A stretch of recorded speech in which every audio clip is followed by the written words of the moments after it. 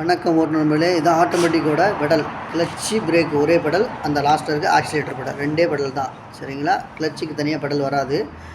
Break oscillator ஒரே pedal, oscillator தனி pedal, ரெண்டே பெடல் தான். வாங்க வண்டிக்குள்ளே உட்காரும். வண்டியோட மெத்தடை பார்ப்போமா? பார்க்கிங்கில் இருக்குது வண்டி. ஸ்டார்ட் பண்ணுறேன். வண்டி க்ளோஸ் பண்ணுங்க, சவுண்டு கேட்டுகிட்டே இருக்கும். பார்க்கிங் வண்டி ஆல்ரெடி பார்க்கிங் தான் இருக்குது. டிஸ்பிளே ஸ்டார்ட் பண்ணிட்டேன் வண்டியை பாருங்கள். டிஸ்பிளே வந்துருச்சா? கியர் மெத்தட் இதுதான் ஆட்டோமேட்டிக்கோட gear method. Parking, reverse, neutral, drive, அவ்வளோதான். எக்ஸுங்கிறது எக்ஸ்ட்ரா, அதெல்லாம் மட்டும் தேவை நமக்கு. நார்மல் இதுதான், 4 கியர் தான். பார்க்கிங்கில் வண்டி இருக்குது. இப்போ மூவ் பண்ணுறேன் பாருங்கள், கியர் சேஞ்ச் பண்ணுறேன். நியூட்ரல், ட்ரைவ் போட்டேன்.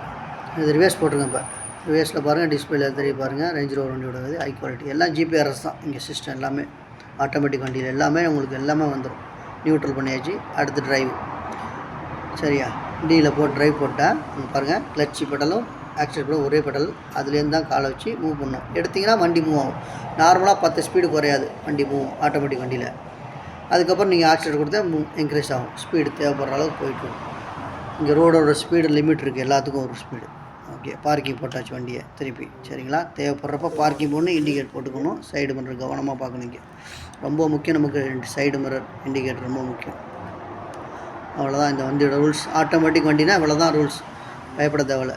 டிரைவிங்கு, நியூட்ரல், ரிவேர்ஸ் தேவைப்பட்டா ரிவேர்ஸில், பார்க்கிங் போட்டால் முடிச்சு. வண்டி அதே இடத்துல நிற்கும், எங்கேயும் போகாது. ரேஞ்ச் ரோவர் வண்டி இது.